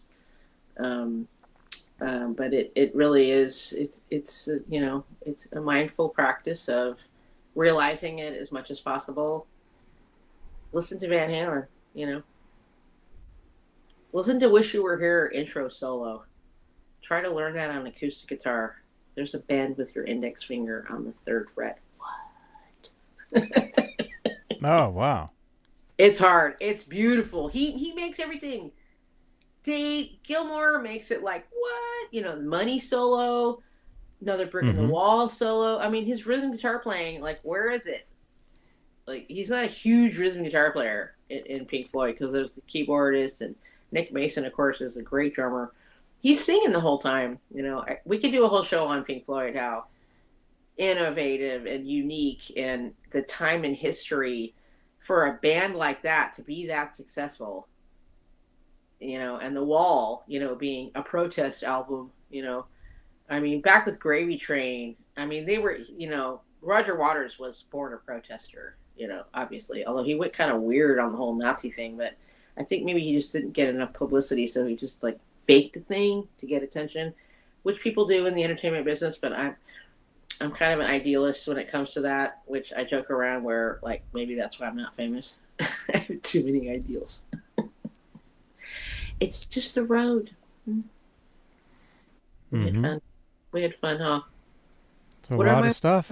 Dynamics, drums, breaks. The drum breaks. The snap end. On my last album I did snap ends and I'm like Van Halen. Like you could listen to my playing and go, she's not like Eddie or she isn't even like Randy. But then I think about what Randy said, don't be your best self. So like I don't copy, but I'm definitely inspired. But I can tell you where there's spots where I'm like, yeah, that was cow, that was that, or that was a Randy moment. But I'm not like he wouldn't want me to copy, He would say, what are you doing? Be your best self. All right, yeah. Well, I had so much fun, everybody. This thing is backwards, so I'm still having trouble. We had a lot of fun, and it got, like, spiritual and existential a bit there, but that's me, and that's part of my passion for music and what I absorbed from my heroes, but what I want to display. But, you know, as the crazy lady that talks to you in the produce department, how you doing? You know, what then? And people sometimes are like, that was such a wonderful conversation. I had a guy almost in tears in the cat food aisle telling me about his cat that passed away. And I gave him 15 minutes just to listen to his story. And he's like, wow. Oh, wow. I'm like, so glad I was here to hear that from you. And, you know, my days are weird. I work early and then I have big gaps, you know, like I was saying, then I work late. But just to have the opportunity to let someone feel at peace with someone hearing them. I hear you. That's great. But I like to be heard too. It's kind of the empathy thing where if I want to be heard, I want you to have everything I want. That's my 3-year-old. If I get what I feel like, well, can I have that? Everyone should have it. That's why in my band, if I want a solo, everyone gets a solo. Go. Cool. I should probably Cool. eat. Well, hey, Margaret, great. Here's your link again, you guys. There you go. Oh. Reverb Nation. Go over to Reverb Nation over there. Let's do it again. Let's do it again, and let's seriously talk about maybe going down there for the Randy thing. I'm going. I have to get my. You are going. Okay. I'm going because I have to get my license. I have to get my license renewed, and only when you renew can you get your real ID. Like they changed it, so you can't just go in and change to real ID. They said when it is renewable, that's then your window. So that's a week from Friday, and then December 6th. It's a Sunday, which is great because usually that's an easy travel day. It's not a work day. And ICE is probably not going to be around, but I'm white as can be, so I'm like, you know what? Get your real ID. No, you don't. No luggage, right? You're not doing any of that. Just carry on or whatever you have, and so it will be much easier. And Oakland's probably going to be pretty. If we just go down for the day. After the day, just go down and then hang out and then fly back at 7. Yeah. It's easy. A lot of people don't know. You know, from the Bay Area to LA area or Southern California, it's like it's an hour. It's an hour. If that. And it's Seattle easy. is an hour and 15 minutes. That's why the Bay Area is so killer. You can go north or south. And even Vegas is like, too expensive and hot. And anyway, I wouldn't go to Vegas. Unless I had a gig. And a Metallica is going to be there doing a residency. If someone's like, hey, you know, we got tickets to Metallica residency, all, you know, the hotel's paid for. I think the Bone or box is, you know, you can win, but I have a dog, so I can't be gone for overnight necessarily. Where are they playing? The Sphere? They're doing a residency. Metallica residency Vegas. Yeah, and then they extended it. The Sphere. They're playing the Sphere. 24 shows. And now it's like December into January, I think. They're playing October through March. I'm looking up. It started off smaller, yeah. I mean, and then they do gigs where like each night they don't do the same set. Yeah. That is so cool. I mean, that makes you want to go to multiple nights because you're like, I didn't hear Master Puppets, you know, Trapped Under Ice or blah, blah, blah. You know, I mean, Master Puppets album, you know, Sanitarium, that was my favorite song on that, you know. And they're sad songs, though. They're sad, but it helped me through a lot of times when I'm like, leave me be. Sanitarium. I never, was a meth person, but I understand, going through why you do that. I mean, bless their hearts, they're clean and all that, but, why you go through things is not a fault. It's, I don't know, how did I get caught up in this? And I have friends in different family, you know. You get caught up in stuff, and that's, you know, again, why I talk about helping you to understand yourself, because it's not so easy. You didn't get a map when you came out as a baby. Going what? Anyway, I am just dribbling now. I ended on a great note, and I'm talking still. That's all right. That's all right. We'll do it again. We'll do it again, and we'll have to Oh, hang out too. December. I'm actually gonna write that down. Um, um, Yo, what's up, Darby? that if we get our flights, like 4 months, like August, September, right? You can get your flights earlier. You get a better break. Mm-hmm. And so I'm thinking, yeah, because I haven't been. And anyway, it would be so cool for you to go.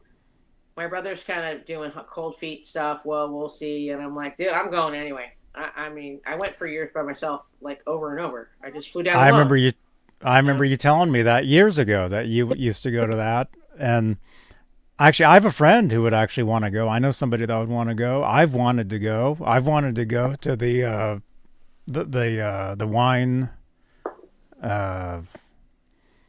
place. Well, yeah. I mean, I'm always torn because the Burbank thing is at her tasting room, and then every year there is a at the whiskey Right. tribute show to Randy. But that's the cemetery is like an hour and a half Mm-hmm. east of Hollywood, so it's a whole different. Yeah. Yeah, Because I go to NAMM show every year, and that's something we talk about is the distance of, because it's such a huge area. Yeah. you're like Castro Valley to Stockton. And just jaunt out there. No, it's not a jaunt. And you fly into Ontario Airport, which is a tiny little airport. Like you usually go down the stairs and shit from the plane. It's kind of cool. It's like You go outside. Yeah. Yeah, you're outside. You're outside on the. Yep. And you're Mhm. 20 minutes from the cemetery, and then you just go right back and fly home. And then Burbank is different because I went down to the Musonia for guitar and piano lessons. I told you that story. I took piano lessons from Miss Rhoads, and the second lesson, I forgot to bring money because I was so excited to see her. I was like, what the fuck? I forgot. I had an ATM card, but she's all like carbon paper. I have the receipts. I don't know what. I think I stashed them. I have this. Wait. Randy Rhoads pick. Oh wow. Cool. Might get. I have two of them. There's a black one too. Whoops. This is all backwards. Yeah. The black one. Anyway. Oh, cool. And then at the end, she goes, and I was like, shit. And she gave me some songwriting tips. Oh, she said chord from harmonic minor as a creative process, which is just sharpening the G in A minor. And it opens every door of creativity endlessly. I'm like, Randy's mom told me how there's an endless creative vastness if you chord from harmonic minor. I was like, whoa. And then she goes, I'm not charging you. And she looked at me like, you're not really serious, because I wasn't a serious piano student at all. I just wanted to be with her. And it was just her at the school. It was like, wow, this is so cool, right?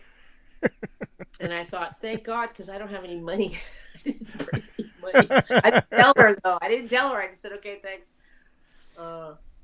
Sweetest person ever, but very firm about the diligence of who you are. Is take yourself very seriously. Take yourself very seriously in what you're doing. But the kindest woman ever, and she loved to talk about Randy and anything you wanted to know. And Wow. I was very fortunate. On my Facebook, my page, there's a picture at the top. I don't think you can see me, but it's me and it's Miss Rhoads and I. That's my picture on my Facebook. Really? Yeah. And then the little tiny picture on the side is me with my Gipster and a cute little portrait shot of me. Can I see it? Yeah, where is it?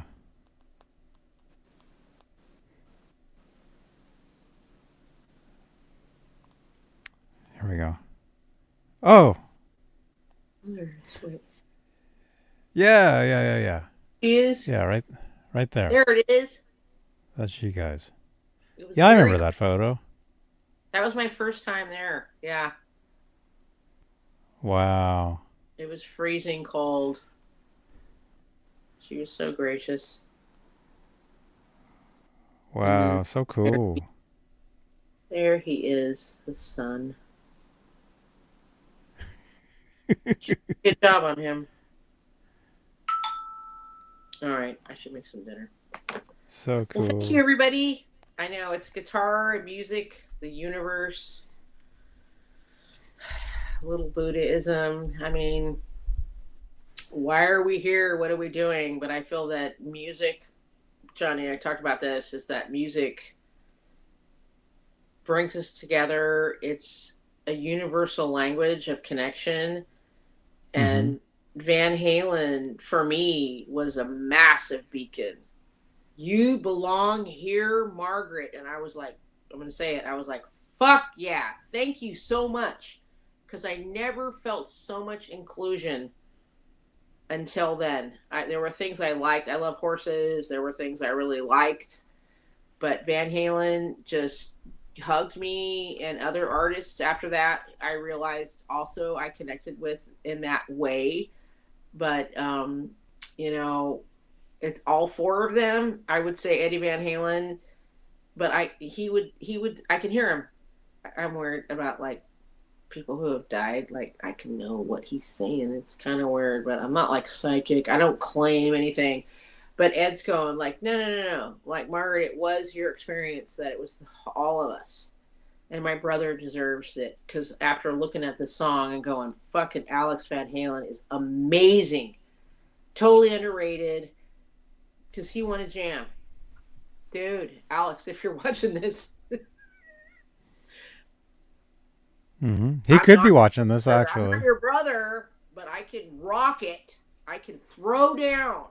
And I wouldn't want to see him not continue to play because, you know, he's amazing. And what Michael Anthony brought being the bottom line on that thud, because that's what it needed. And those high vocals, the harmonies. I mean, he could have been a lead singer in his own band. I mean, Anthony's ability. He was. And he also was comfortable. He was in Chickenfoot. He was before Van Halen. He was in a band and he was the lead singer. Okay. Oh. Yep. Shit. Yep. I'm schooled. Thank you. There you go. So let's definitely, everybody, if they're watching or you're like not watching this crazy lady talk anymore, December Sunday, because, you know, yikes, she's out there. Let's do it. Definitely you go. Come, I'm going. You got to go. So I'm calling you out right now. Okay. Like September, August, like book the tickets and get the cheaper rate and whatever. And then I usually rent a convertible because it's just a teeny bit more. Because if you're in Los Angeles, rent a convertible. You know, it's really fun. We'd never own one. Rag top. They like, where at? I mean, they're cool. You know, anyway. We'll talk about that. I'll follow up on that. But we had a lot of fun today, so thanks for including me. And you're welcome. I guess there you go. You got this. I guess. You got it. I guess little Zoe. There's the applause.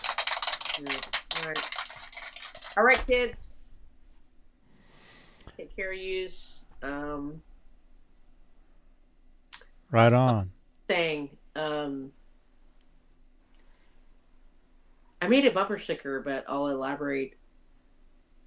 We are more the same than different. So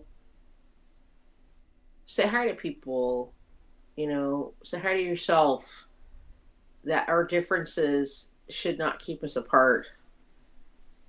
And I feel differences find introspective, interesting things to talk about if we're different. Oh my God. Can I share? Sure. American History X, if you remember that movie with Edward Norton being the Nazi and then like having a reawakening after being in prison. His brother is killed at the end. If anyone knows the movie. And he was asked to write an essay about his brother. So in the movie, after he's killed, and then his brother comes and holds his dead body, the over talk is him reading his essay. And it says that we are more the same than different. Oh my God, that's where I got this from. And we must learn to come together to understand one another, then find our differences a reason why we cannot connect. So that's where I got it from. If you want to go watch American History X, it's very difficult to watch. There's a couple scenes I cover my face, but Edward Norton is amazing. It's in black and white and color, the way it's a story told, but it talks about what I was saying about we're more the same than different, and we shouldn't see our differences as why we can't talk. And I feel, I don't want to go into the whole war thing, but I think war is completely unnecessary, and we as a culture in the earth can actually find one another as friends and be incredibly prosperous. But some people would rather fight and be greedy and find that more beneficial to themselves, which it is not. It is not to themselves. But in the moment, they're not ready to understand, I guess, in their hearts that it would be. But we can see it. Mm-hmm. I'm going to go. All right. All but right, it's a Margaret. watch, just watch the end of it. All right, kids. Great to see you. We'll do it again. We'll talk about the trip. Okay. And wait a minute. Quick question here. Music Man is asking a question. Before Margaret leaves, ask her, out of all the lead vocalists of Van Halen, who do you think plays a great big role? Roth, Sammy, or Gary?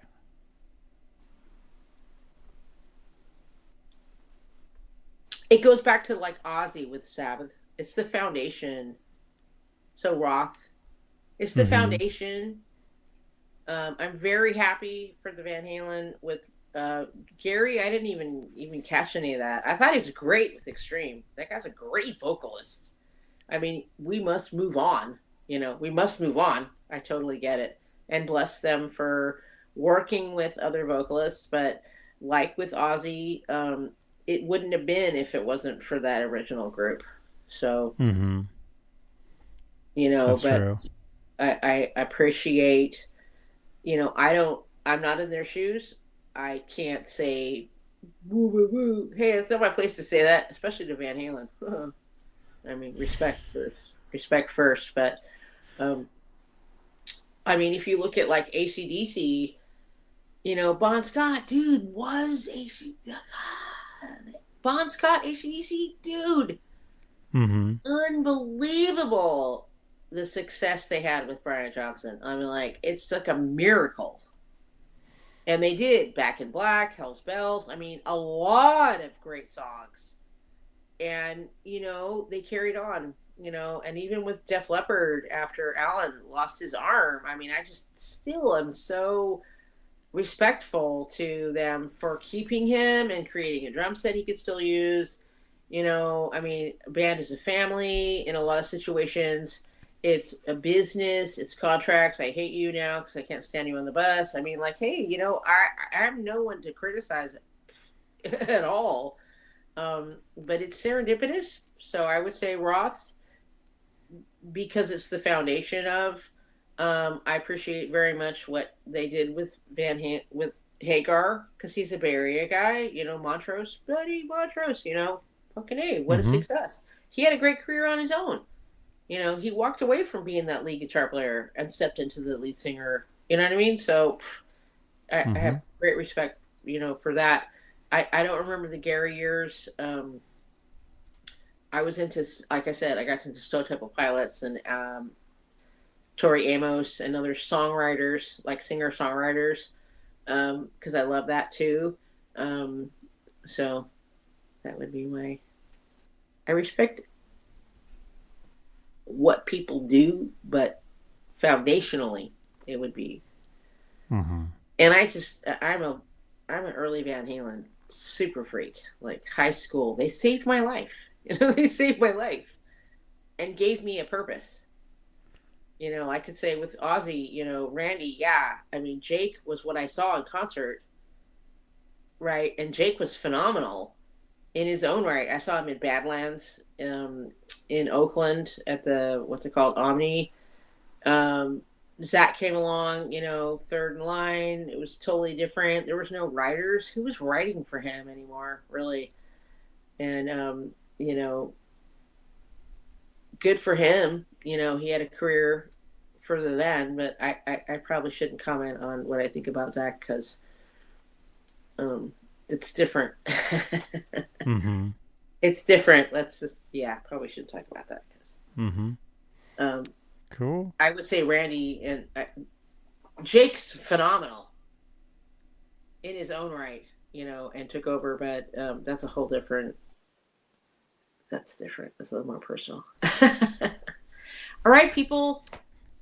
Have a Cool. good night then. Right on, Margaret. Hey, great to talk to you. Great to see you. And yeah, we'll do it again. Okay. And we'll talk. We'll talk. So. Okay, because we So could it'll do be it. good. That would be, I could come to Santa Cruz possibly, or we could meet in like Sure. Palo Alto, or like you come out to Walnut Creek still. Remember you were Oh doing yeah, that? I'm up there every Monday. Mhm. Every Monday I'm in Danville, Dublin, all that. Yeah. So okay, Cool. more to come, people. Yes. I'll just be playing guitar. Maybe I won't be talking so much. No, we need that. But It's all good. I'm sorry. It's all good. All right, Margaret. Great to see you. Okay. All right, wait. I'll talk to you soon.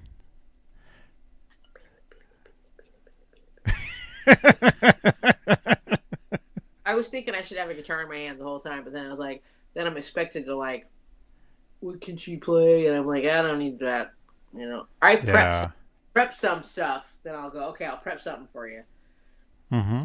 Then I'll just have fun with it. But all right, kids. We can play next time. Next time we can play. I've got a guitar. Oh, that's fun.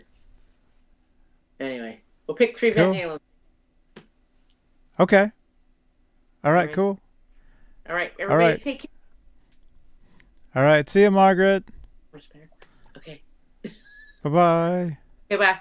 Okay, bye, everybody. Cool. All right, dudes. Thank you so much. Hey, G. Some of Eddie's best musical came out in Venom. Oh, yeah. I really think that was his solo album. All right, we got to go. You guys, thank you so much for hanging out with us tonight.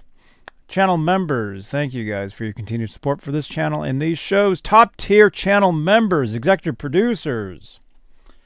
You guys are, let's see, Michael B. Live, Music Therapy Laz, Majestic PB and J Cat, Flipper Carlin, Bay Area Rich, Sherman Callahan, Nova 9 Music, R. Habs, and Janice Lala.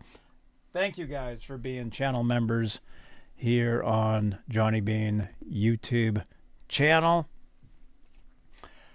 All right, great to see Margaret. She's been here a couple times over the years, but like I said, we used to play in the bands. We used to play. That's how we know each other, was we would play the same venues. Like we're talking like 20, 25 years ago. Like it's been a while. We actually have photos like hanging out and stuff. We'll have to find some of those. But thank you guys for hanging out, and I will see you guys on the next one here, okay? Here on what channel is this? You're watching Johnny. You're watching this motherfucker on wherever you're watching it. Just watch him. He's a legend. Awesome. Thank you so much.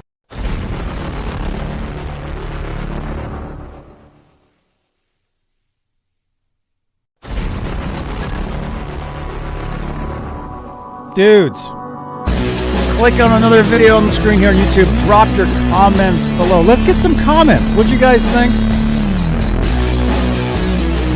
And I will see you guys on the next one. All right.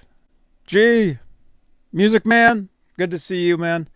Maybe I'll see you guys on Twitch a little later doing some video gaming. All right. I'll see you guys. Johnny Beane TV. Bye-bye.